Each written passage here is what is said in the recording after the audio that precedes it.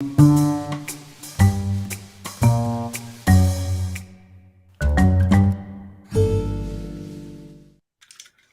everybody. Well, it looks like we have a full house tonight, and that's all within the Witches Movie Coven. Hi, welcome to the Witches Movie Coven. Everybody, come on in. I am Patti Negri. I am one of your hosts. I will let everybody introduce themselves. Heather.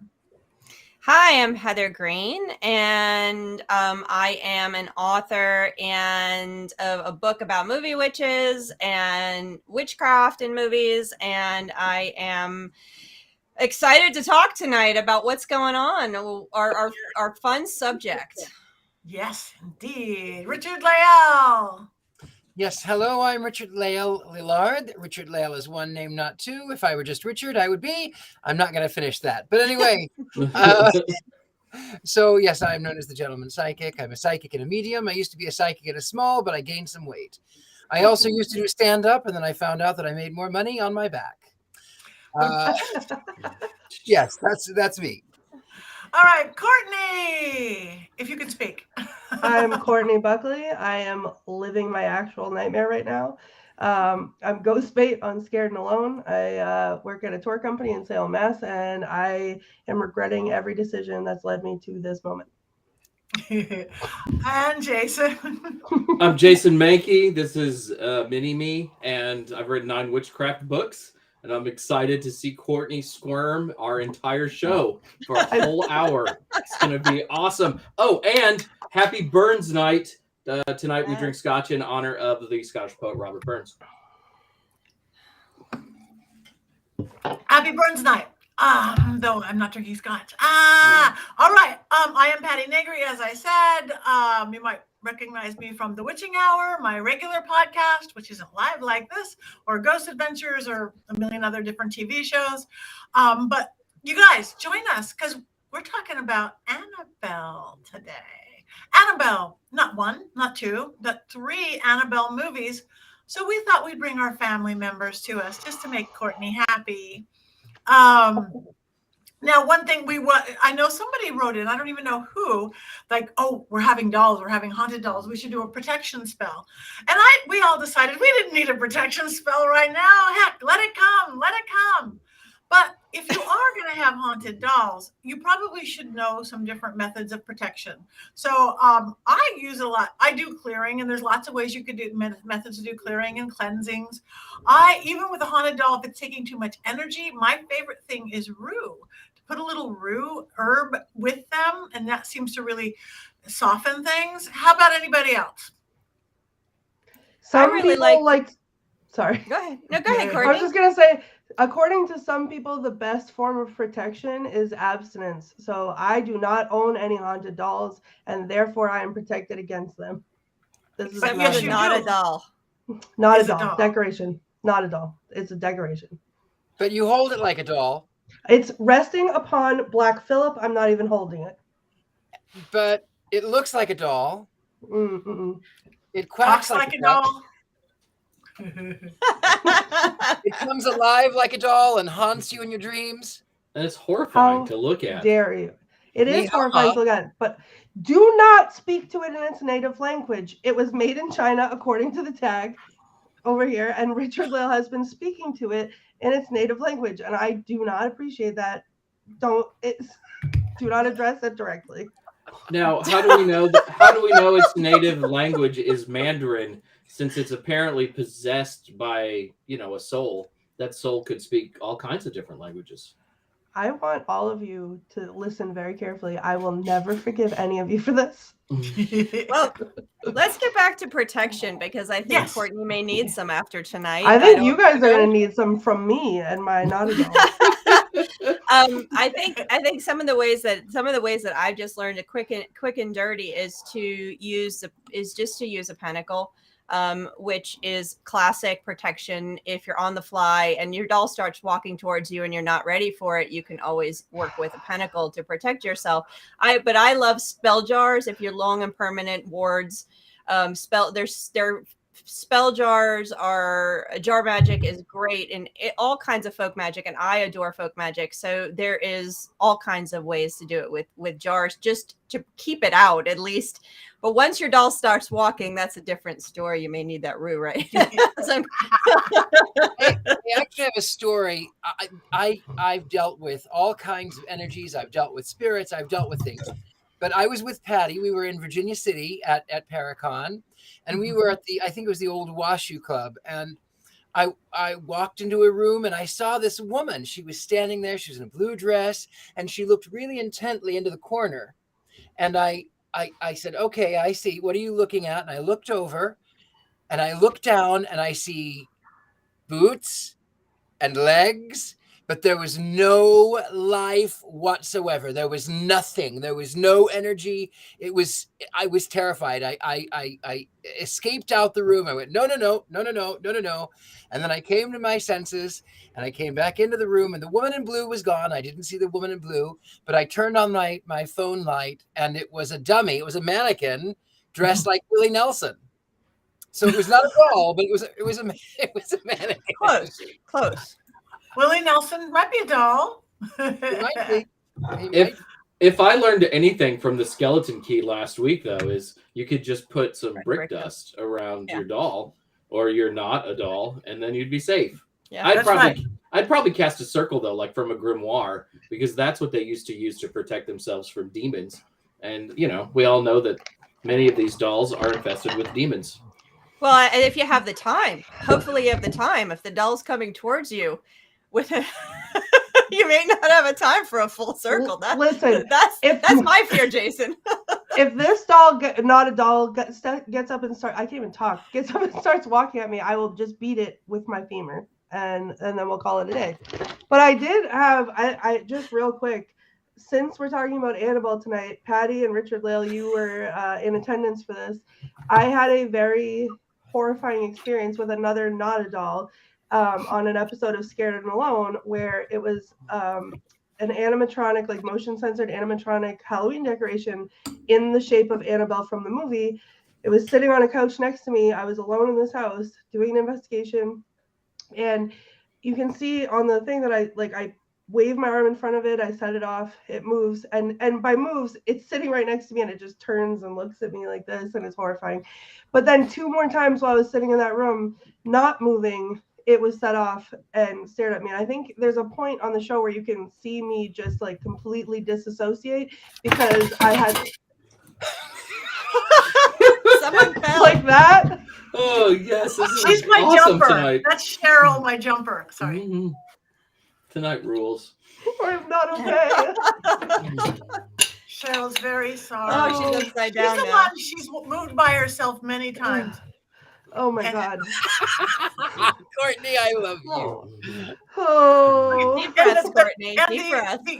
the animatronic decoration you're talking about was a doll, Courtney. No, but I had to stay in that house that night, and I was supposed to stay in the same room as that doll. So there was the whole rest of the show I was just disassociated, because I was trying to figure out how could I politely say like no thank you so much, but like no thank you, I have to leave, because the not a doll came, like it was like a personal attack. It like came from me. So I don't know. I bet Annabelle, the movie, the doll, like the not a doll, it's not my favorite time. It's just not my favorite time. Rue, your salt, jumping brick doll. dust. Yeah, I got to invest. jar. Anybody else have any Rituals. ideas of how to care and keeping or protection spells from Jason? You write lots of books on these. Well, I mean, I said before, you could use brick dust, but for me, I love grimoire magic, so I would go to one of those grimoires, and they used to cast circles to keep like demons from getting out of places, so that whatever entity was really trapped in that one spot, so it couldn't jump out and get you. And that's what I would use. That's how I would do it. And then probably once a month you would want to reinforce your circle, but you don't have to cast it every day if you cast it well the first time. Good, thank you. Yeah, I'm gonna take notes. She's so cute. I just can't stop looking at Courtney. All right. Well, let's talk Annabelle. Talk about haunted dolls. I guess we should start with the first one. First one, Annabelle. Who wants to go first? Heather. Okay. Well, just from an enjoyment perspective, I thought it was a really good horror movie. I thought it was slow enough with not a whole lot of gore that it made it interesting. And of course, it's exactly what I expected. I enjoyed The Conjuring, so this was definitely nice to see this coming out from that and to see Annabelle. The thing that gets me about it is that it feels it's very much a demon movie. It's not a witch movie. I don't call these witch movies, and I don't really. I did include The Conjuring as a witch movie, but I don't include Annabelle because this is really more of a demon. When you're looking at dolls, and you're focusing on the Catholic religion and images of that, you're looking at squarely at a demon movie. It's very different than, even though there's aspects of witchcraft that might float in, it's not a witch movie, and in my mind. So that part is interesting to me, and the crossover. And then also how I was confused because I couldn't understand why Annabelle, is she really possessed, or is it a demon, or is it Annabelle? And it just kept going back and forth. And so I would have liked to see more of the doll and less of the demon figure, and that don't show me that demon. If the demon's in the doll, let the doll be the demon. So that's what I wanted to see more of. And I also found it really interesting, and we'll get to this, I'm sure, about the real Annabelle, is how the movie makers redid Annabelle and why. So that really fascinates me. And we can get to that later after everyone talks a little bit about the movie, though, because I really want to talk about the difference and why they did that, because that's a visual cue that's important in movie making. Okay. I absolutely, I'm going to go because I hated them. All of them?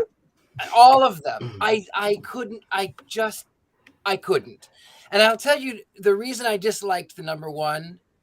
I disliked it because the makeup and the hair was not 1967, and I had to go back and look, and I went, okay, that's an old television. But it pulled me out every time. I couldn't tell if they were watching old clips on television or if they were. And then when I Googled it, oh, right, 1967. Okay. Whoever was the costume, whoever was the makeup artist, whoever was the hairdresser was lousy. Do some research. It was lousy. Mm-hmm. It felt very early, mid 2000s. I think Chucky was a much better killer doll. I think The Puppet Master was a much better movie about killer dolls. I felt like there was no real. I think, for one, demons get too much credit. I'm a Satanist. I think demons get way too much credit. I'm in your camp here. Yeah. I also just felt like that there was no real reason. Why? Right. What does the demon get out of it? Nothing. Okay, it wants your soul. Great. Why? There was no. Well, let me ask you a question, Richard. And I agree with you about the costuming. They didn't really do a good job. So it wasn't strong enough 60s looks, especially the hair. The hair is what got me every time. It was the girl's hair was too loose and it wasn't tight like they did. It was too short for 67. Too short.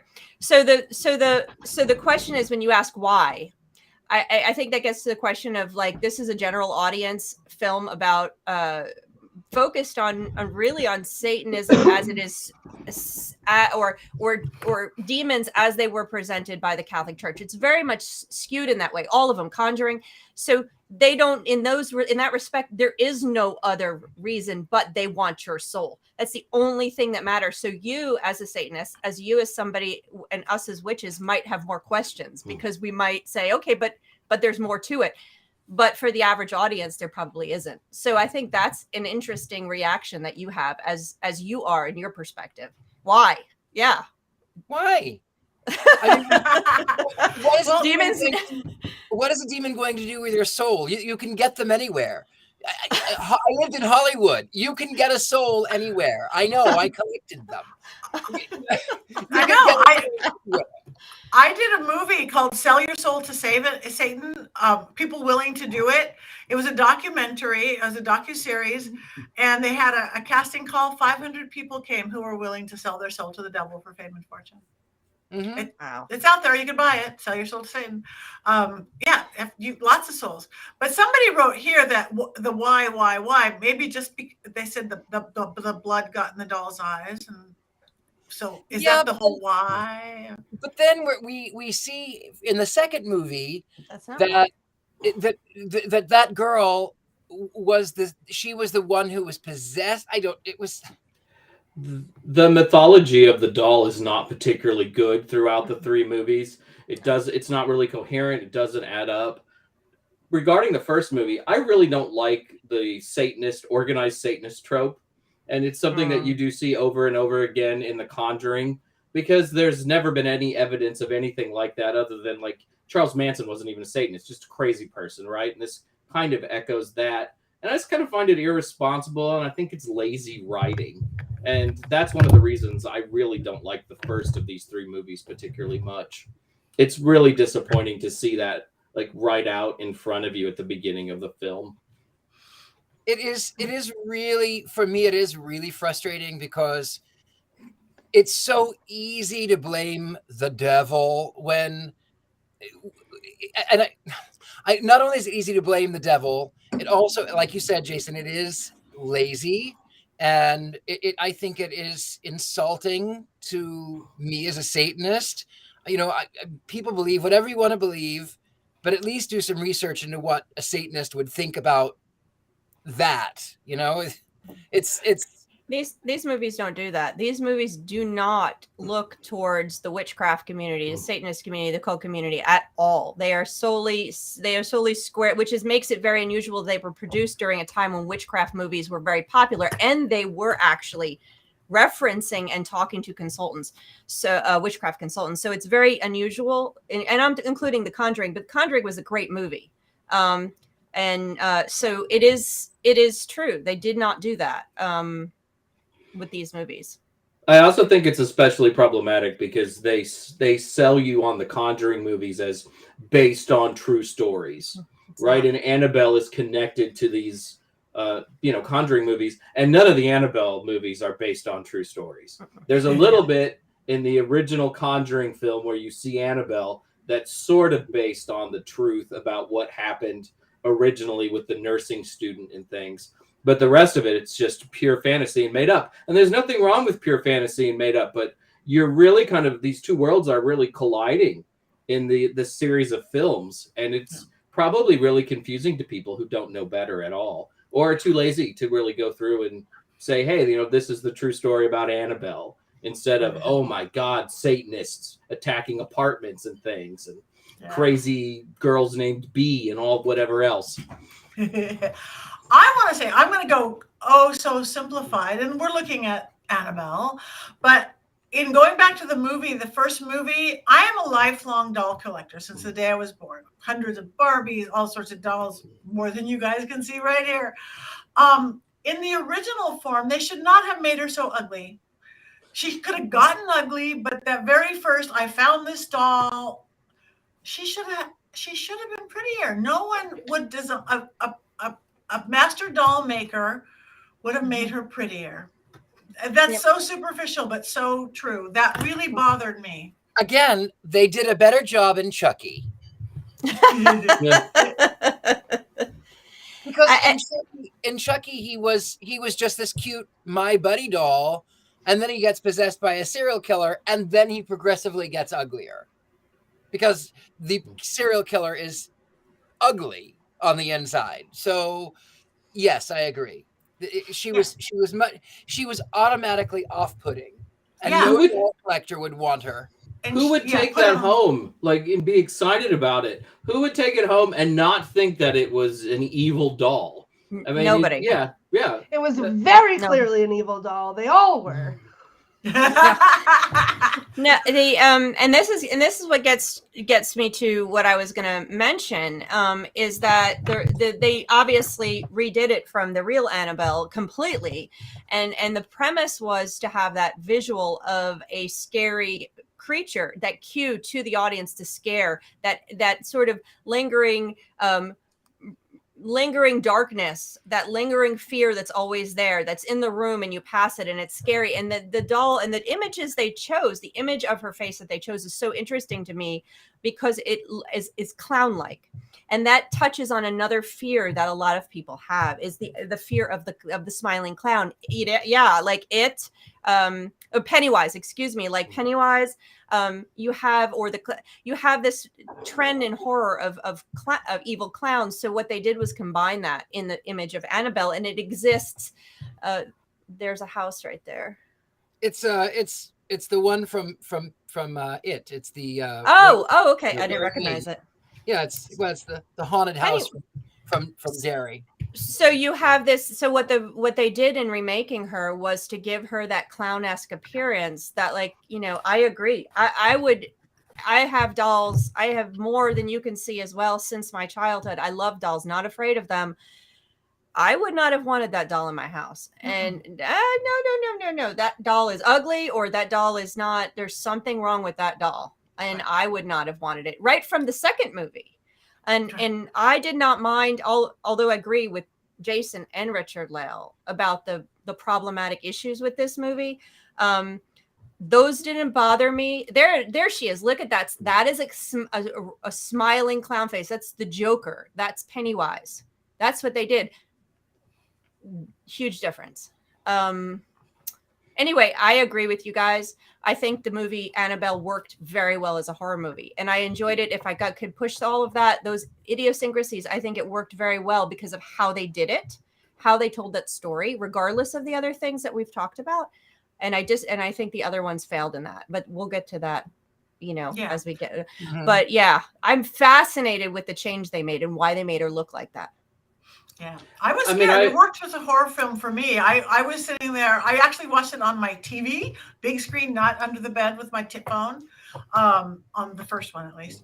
And it was a good horror film for me. I jumped. What's gonna happen? I had the tension, all that stuff that you have to have with it, even though she was ugly. So this may shock you guys, but I love these movies. What? I know.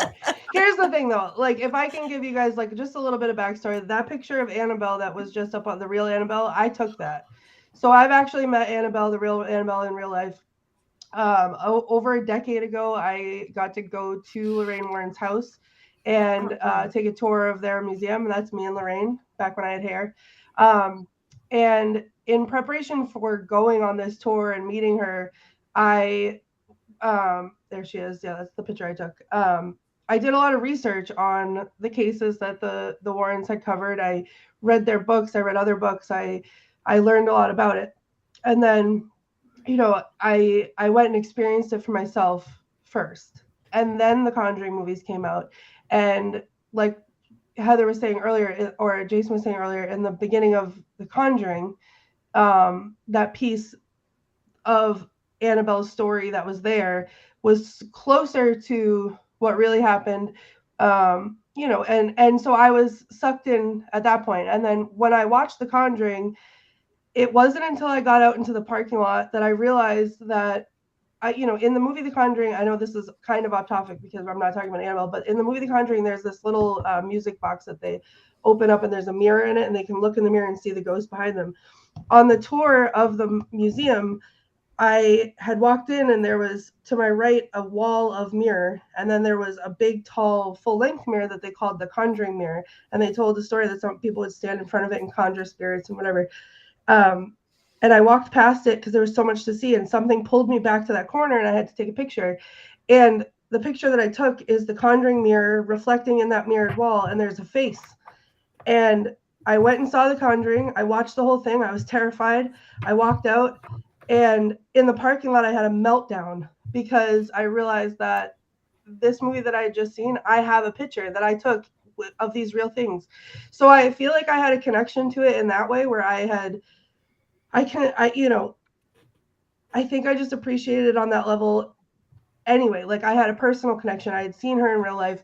The little bit in the beginning of The Conjuring was real, or close enough to real, that when Annabelle came out, I just suspended all disbelief and I got into it, and I was like, this is the doll that I saw. Like, obviously she doesn't look the same, but she makes a cameo, or there's a Raggedy Ann cameo in the movies, but I think I really got into it. But then they play on things, I feel like, that scared me growing up, like when she was looking down the stairs and the demon was like on all fours on the stairs. That's the thing that chased me up the basement stairs every time I walked up. That's why I have to run. I can't walk up basement stairs because that's what chases me up. The scene in the basement with the elevator, and she pushes the like, that's my worst nightmare. Like, it just keeps opening up. It's like a bad dream that I've had 100 times. So even though I agree with everything that you guys are saying, like, it wasn't accurate. It was like satanic panic. It was, whatever. It still, to me, I think because of the connection that I had to it before, like the knowledge that I had before, I was able to sort of suspend the disbelief and really just enjoy the movie. The second one scared the ever-living daylights out of me because I feel like I never got a chance to breathe during the second one because something was always happening. But these are those kind of movies where I sit like a nutcase and I scream, don't touch that, don't do, what are you doing, why are you doing that? And it's just so stupid, but it's like my heart pounds and I can't breathe and I hold my breath, and that to me is the mark of a good movie because I felt something when I watched it. So I know it's shocking because I can't stand dolls and they terrify me, but I loved these movies. But it is fun to be scared, and I mean, I'm not scared by dolls. I'm not scared by ugly dolls. I wasn't scared by Annabelle, so I don't get it, but I respect the fact that you do, and I love that you love it. But don't you get jump scares? Don't you get that tension whether you're afraid of dolls or not? No. When I watch a movie, it's very rare that any jump scare ever gets me. It's because I seek patterns, and when I always kind of know in advance, and it takes a lot to surprise me, and I don't get that way.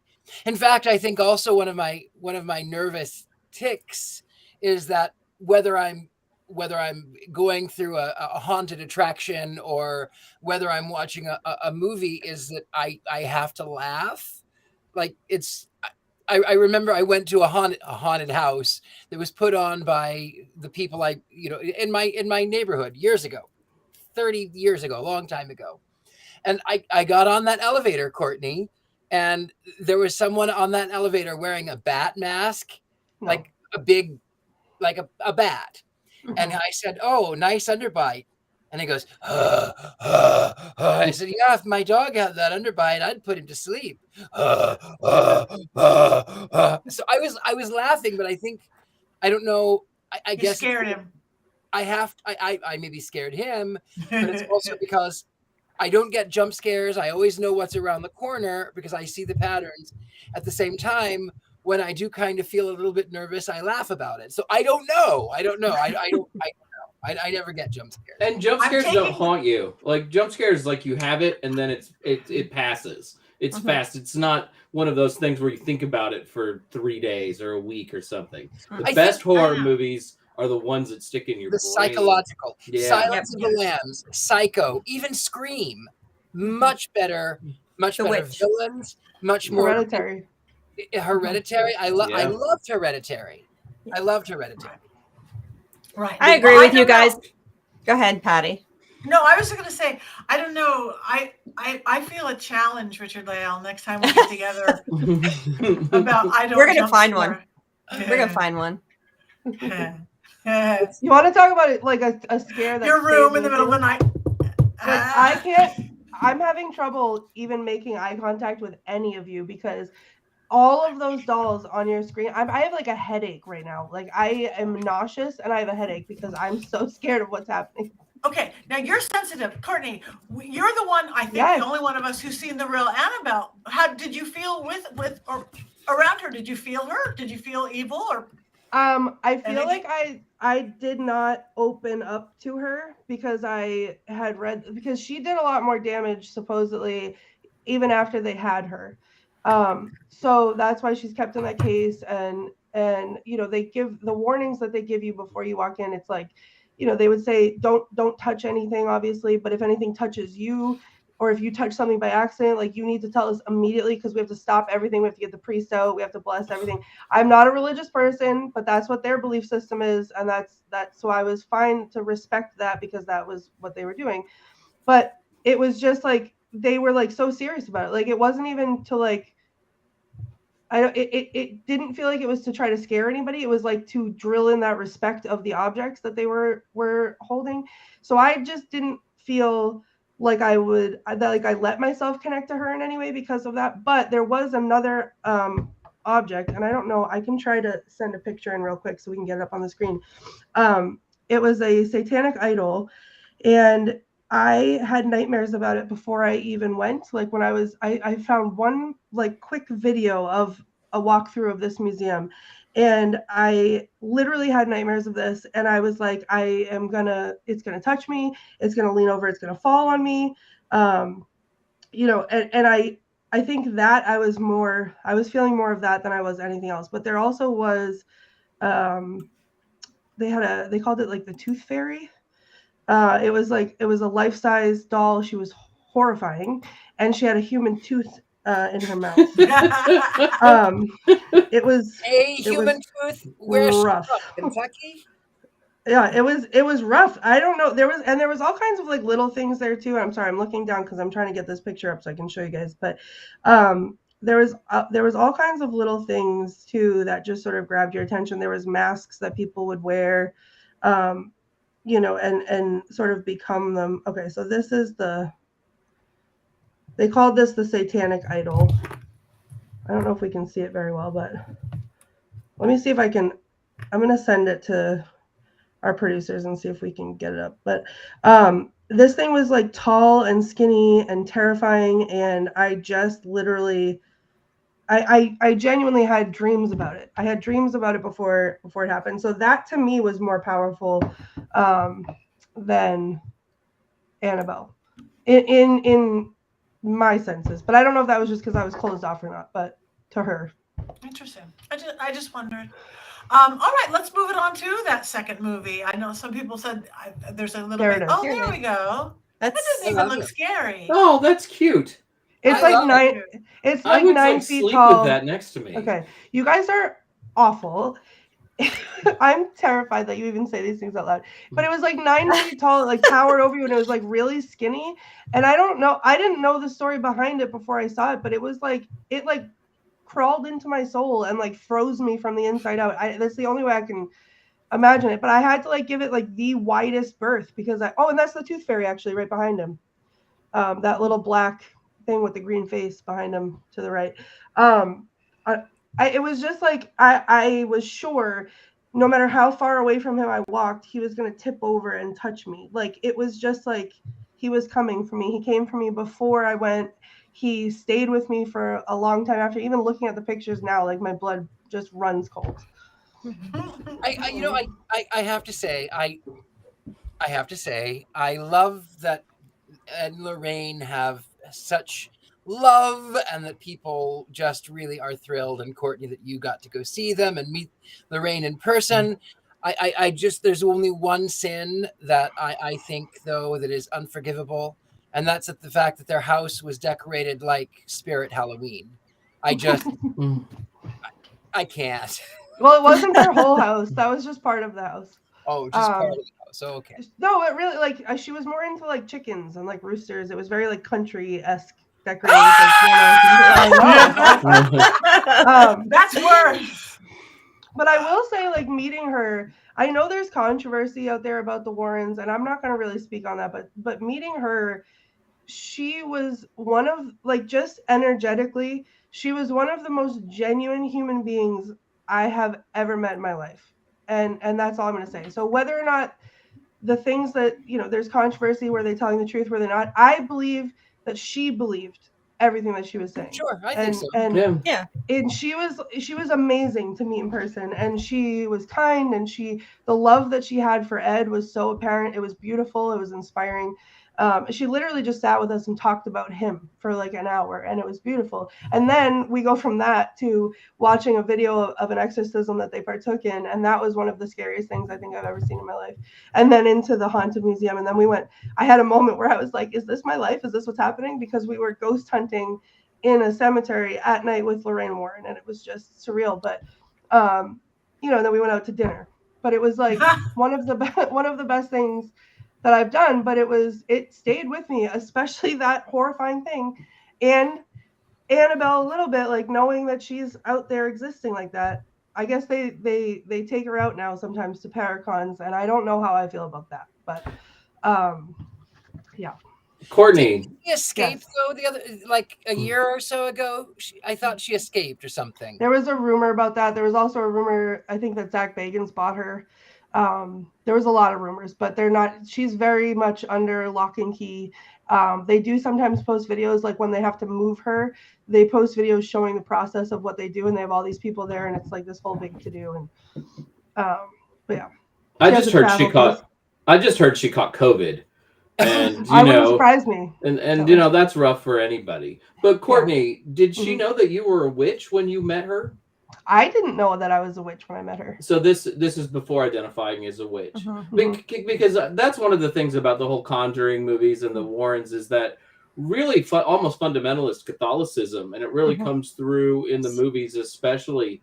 And they'd probably be horrified that we're talking about them on this show. Because I mean, we're the bad guys to them, and I still, and I watch all these movies in the theater and things, and I've read Ed and Lorraine books, but they would not be fans of us. No, I don't know if I. Sorry, go ahead, Betty. I was just saying, though, when Richard-Lael and I last year at Frankie Frank's Paracon, we were with some people from the Ed and. I said that, I go, is all the exorcisms you do Catholic? What if it's not a Catholic? And they said no, that they were having people like witches and other people go in and do it. Now somebody else told me that group we saw, they weren't the right ones. They were some auxiliary group, but that's just humans being humans. So whether that's true or not, those two guys, I don't even remember their names, that we were with, they seem to think that there was more openness now. Whether that's true. I can tell you just from the brief meeting that I had with her, and not that I, got to know her in any depth, but just energetically what I picked up from her. Like I've said this before, and it's going to sound weird. I don't believe in Christianity. I don't believe in the Bible. I don't believe in God. I don't believe any of those things. But if there was ever a human being on this earth that was touched by God, it was her. Like she was so just like genuine and pure that I can see her not believing in what we believe, but I can also see her just accepting us for who we are. Like she just wouldn't have, it didn't feel like she cared too much in person. Like it's very dramatized on TV and whatever, but, and I don't know, maybe that was just towards the end of her life. Like she came around to that, but like, I get the different belief systems and I get all that, but like at the end of the day, like, down to whatever, it didn't feel like she would have cared. If you take just the movies and their representation of her and these stories, fictional parts and anything they take from real, you're not going to get an accurate picture of Lorraine and Ed Warren at all, for better or worse. I mean, in either case, the good and the bad. And you hear that when you hear interviews with the family of The Conjuring and stuff like that, the different perspectives and in Courtney's testament here. So I think the movies really feed off of, I think you mentioned it earlier, Jason, that Satanic Panic, or maybe it was Richard-Lael, they're feeding off of those. And that's what makes it so unusual that they came out when they came out. Because these came out during a period, again, I said it earlier, when witchcraft movies were getting really hot. And when I say witchcraft movies, I'm talking about American Horror Story Coven TV show. I'm talking about Salem, which was a totally different type of take on magic then.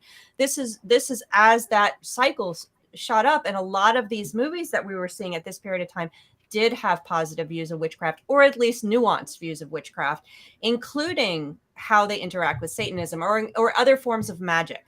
So to have these movies plucked into the middle of that is very strange because they do have that sort of fundamentalist view. But The Conjuring is a fantastic horror movie. And I think Annabelle and the ones after that just were ways of capitalizing on its success, one after another. Hollywood loves to do that. And Annabelle, I think, was the vehicle for another horror movie more than anything else. I don't think they were trying to tell Annabelle's story in any way, shape, or form. I think of course she not. was the vehicle to make another horror story in that vein. Annabelle, for me, worked solely as a horror movie. I did not like Annabelle 2. I don't like when they get too gory. I think when they do the gore gratuitously, it takes away from the story. It doesn't scare me. I just go, I don't want to look at that. It's unnecessary. For even, like you guys said earlier, some of the best horror movies are more psychological. Yeah. So you don't need to see it. You don't need to see the devil baby in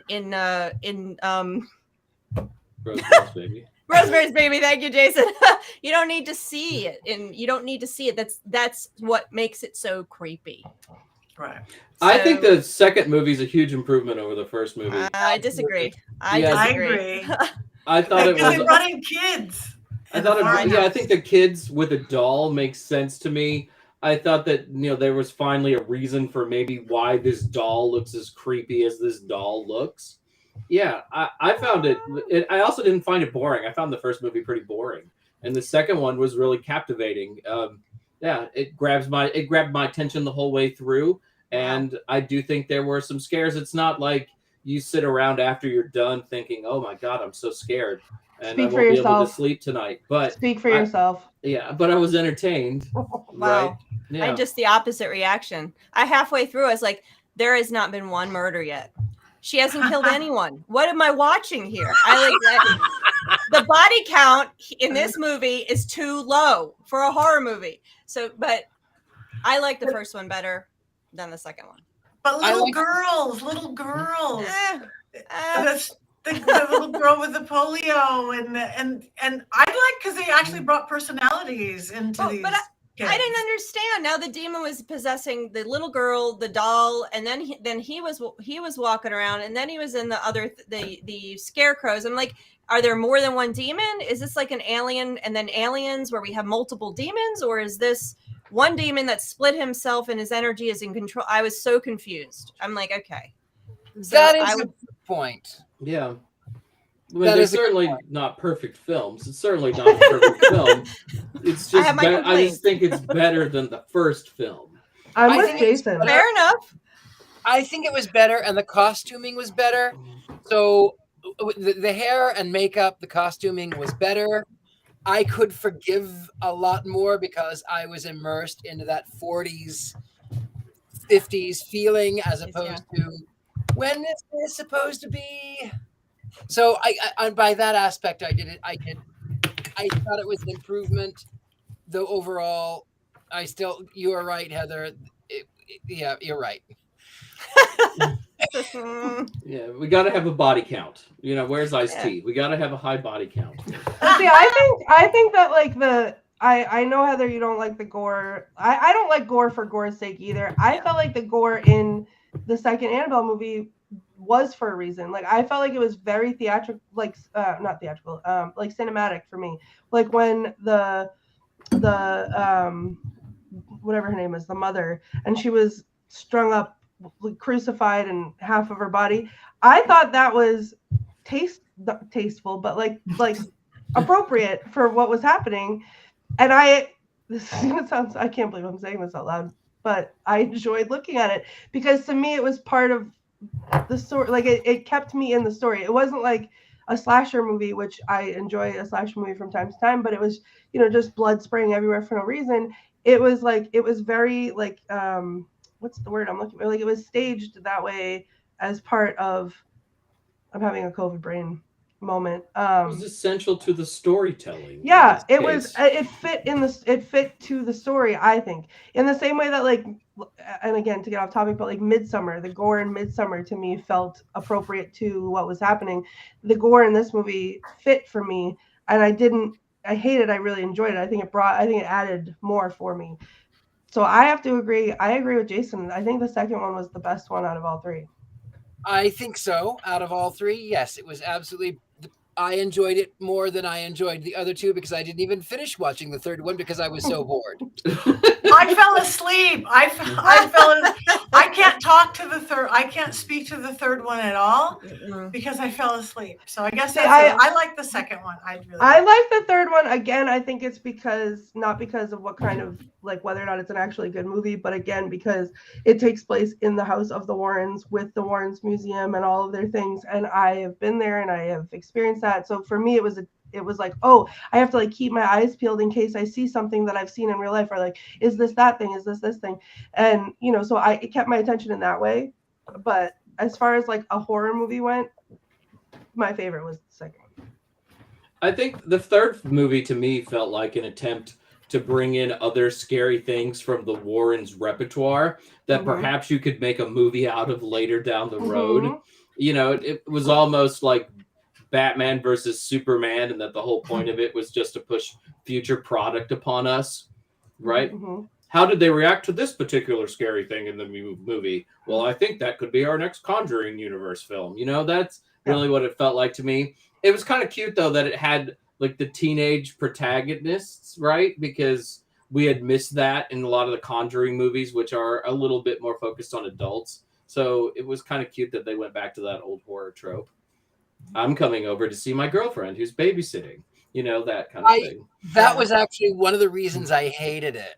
I mean, it makes me laugh. I'm not going to say it's like genius writing, but, but I mean, it feels like this franchise had tried so hard not to always jump into those tropes. And then on this movie, they take that plunge.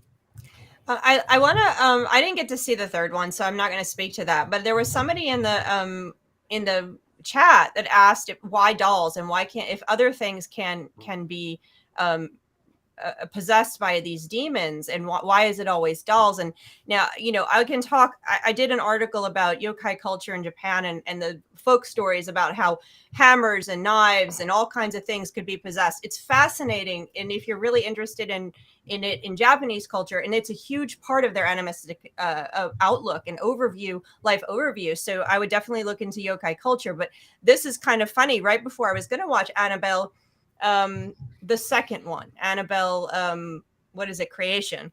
I was turning and trying to find the channel, and it had recorded. And so I go to put it on, and I'm sitting there watching, and I'm going, it hadn't started yet. It was the movie before. And I'm looking at the screen, and I'm watching this car, and the car is starting to move, and it's crunched, but it's fighting being crunched. And then its lights are coming back on, and its things are going, and I'm going, oh my goodness, this is Christine. What? And it was the end of the Christine movie from 1982. So we were talking about other things being possessed.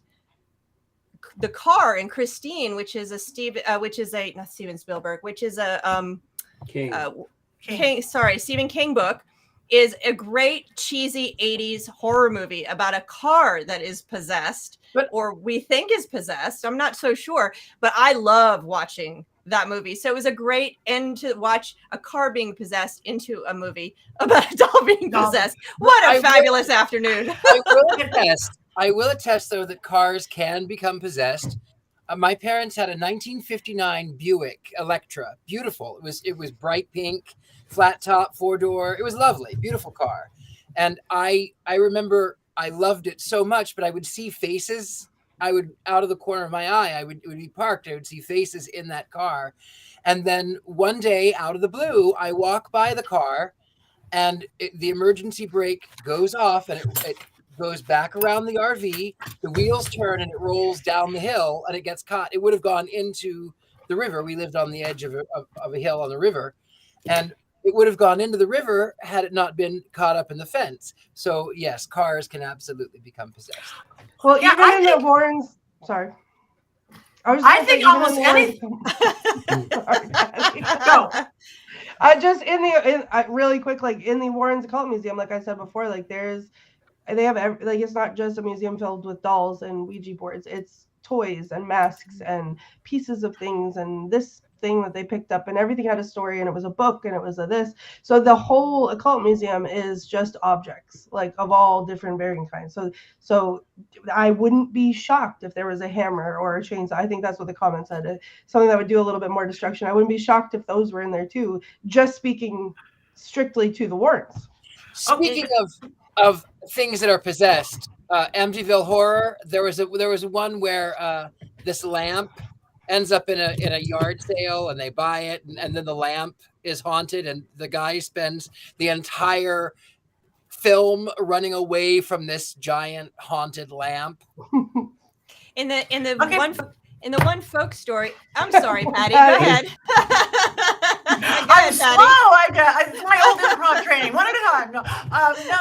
If you were a spirit, if you were a demon, if you were a good ghost, a bad ghost, would you pick a pen? You could, or would you pick something with eyes and a face? Of course you would pick something with eyes and ears and a face. If you were looking around the whole house, the crock pot or the doll.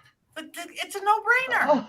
It's also a Trojan horse situation, right? Like if you want to be accepted into the home, a doll is something that you would want to pick up, you'd want to hold close to you.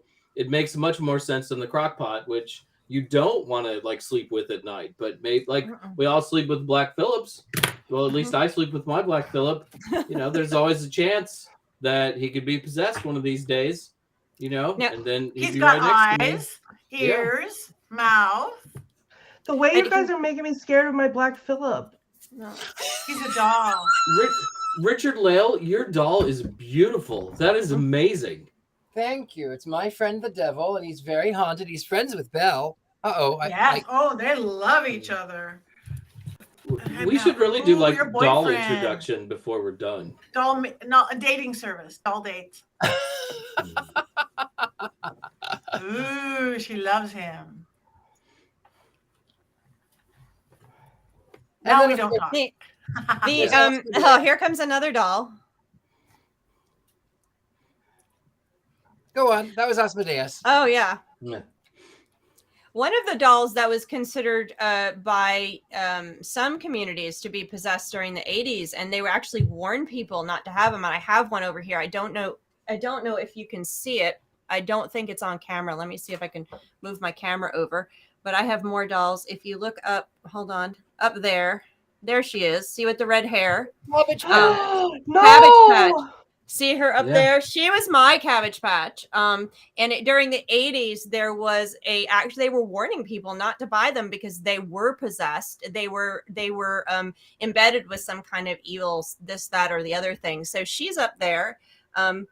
There she is right there. So her name's Wilma, actually. I have to remember what her name is. She came with a name. She's one of those. So that's Wilma. Courtney, we need to get a picture. There you go, Courtney. I had Cabbage Patch dolls. There's one right there. Memify that. They were called haunted. I remember, Heather, back in the 80s, there was an article that this actually did terrify me. It was a story about a Cabbage Patch doll that it started glowing, and it was the company said it didn't glow. And then there was, in the story, it was probably the Inquirer, but in the story, the doll ends up by walking into the room, and then it starts choking the child, and the parent has to come in and grab the child away from this Cabbage Patch kid.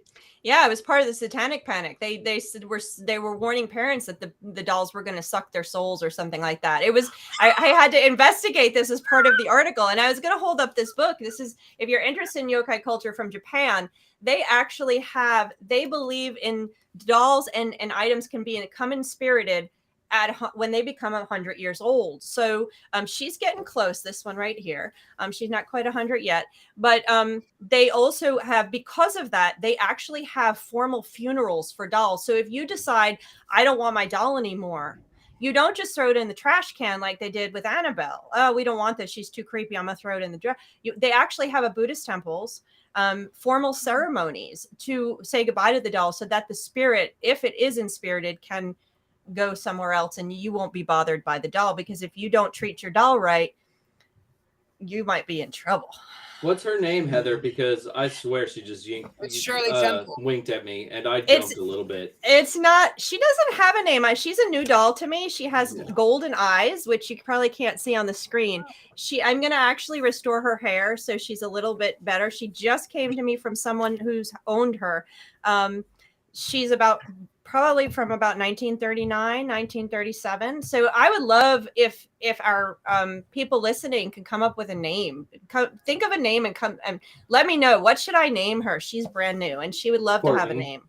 Courtney. Yeah, Heather, oh my God, she should be named Courtney. Courtney, yeah. No, Courtney. Obviously. What do our listeners think? Should she be named Courtney? No. Courtney. Oh my God. She looks kind of like I did when I was little. Heather, I have in behind you. Who is that one in the black dress? Yeah. This one? Because that one's been staring at me the That's whole a witch. time. That's my witch doll. She's in here all the time, and then she goes upstairs during Halloween to greet my guests. But she's just a Halloween doll. This is also an old doll. She's probably from the 40s. She's probably from the late 40s right here. She also doesn't have a name. Some of these dolls don't have names. I've got my Harry Potter doll. I got Princess Leia. I've got Marsha. So I have all types of dolls, but this is my oldest one right here. That's why she's up here. It's never Jason, jammed, I see you in the chat. I see you in that chat. He's definitely a Courtney. I think it's Courtney. This is egregious. This is a personal attack. Name her Courtney. Molly. Someone says I have a Molly already, so I can't name her Molly.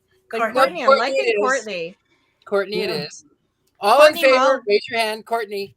The Coven has spoken. Courtney. The Coven Courtney. One's down. One's down. This is not a consensus, Coven. This is just a majority rule. Speaking of that, oh my goodness, it's almost time. So should we look at these as all three movies, one's up, one's down, or one at a time? Got to be one at a time. Okay. Yeah. All right. Everybody in the audience, you tell us one's up or down. Annabelle, the very first one. Annabelle, one's up or one's up, down? Wow. Up, 2 downs and 3 ups. What about you guys out there? I'm up. I liked it. I was scared. That's what I want. Like Rick. Robert Hicks said that sometimes it's just entertaining. All right, so Ron's up from Amanda. All right, okay, Annabelle 2. I love Richard-Lael. It's the best movie, but it still sucks. Up, medium, and down. Okay, we're getting there. All right, and now Annabelle 3, which we didn't even really talk about very much, but I fell asleep, so I can't. I'm going to give it a down because I'm assuming. I'm assuming I would not like it. So anyway, you guys let us know. We already introduced ourselves, but find us on social media. Like us. We all have events coming up. We all have websites. We all have all this stuff. So tell us what you want to see. Tell us what kind of. Now, these weren't very witchy movies to me. Like you said, I got the demon, we got the hunt, but I didn't see witchcraft saving or hurting or anything like that. So let's get witchy next week. What do we want to talk about? Or are we going to do some Disney, maybe, just to bring the atmosphere back up? Broomsticks. Let's talk about that one. Ooh, we can do bed knocks and broomsticks. Bed knobs and broomsticks. Angela Lansbury. I love Angela Lansbury. All right. Knocking. All right, bed knobs and broomsticks it is. Everybody go find it, watch it, let us know what you think. So anybody have any, I know we have some stuff coming up. We showed it a little bit. I've got Darkwater Cruise in March. So if you want a big old paranormal, I might bring Belle. I might bring somebody else. I don't know. But check it out. Again, follow me. Anybody else, what have you got coming up? I know, Courtney, you're still doing your Valentine's thing, right? Yeah, the anti-Valentine's Day tour. If you're going to be in Salem, if you're planning on coming to Salem, if you're thinking about it, come on down February 10th through 14th. We have the anti-Valentine's Day tour, Stories of Love Gone Wrong in Salem. You hop on the trolley, hear some really interesting stories about how if you fall in love, you're going to get murdered, given by yours truly and my co-tour guide. So it's going to be a lot of fun and miserable, and we're going to make fun of you if you are in a relationship and happily in a relationship. And if you're in LA and you don't want to be made fun of whether you're in a relationship or not, come to the Vampire Ball at the Globe Theater. It's kind of an anti-Valentine thing too, but it doesn't matter relationship or not. Okay, anybody else? What do you got? Anybody? I'll be at Convocation in Detroit the last full weekend of February. It is one of America's largest indoor pagan conferences, and then Austin Witch Fest, and then Paganicon, and then the Magical Marketplace in Boxborough, Massachusetts. What? I know, we're gonna hang out, and it's gonna be awesome, and it's gonna be so much fun. But it's I'm gonna come. Yeah, it's gonna be awesome. So much stuff to do. All right. Well, we have one more thing to do right now because it's 7 o'clock or 10 o'clock or wherever in the middle, which is, what do we say? 1, 2, 3. Which is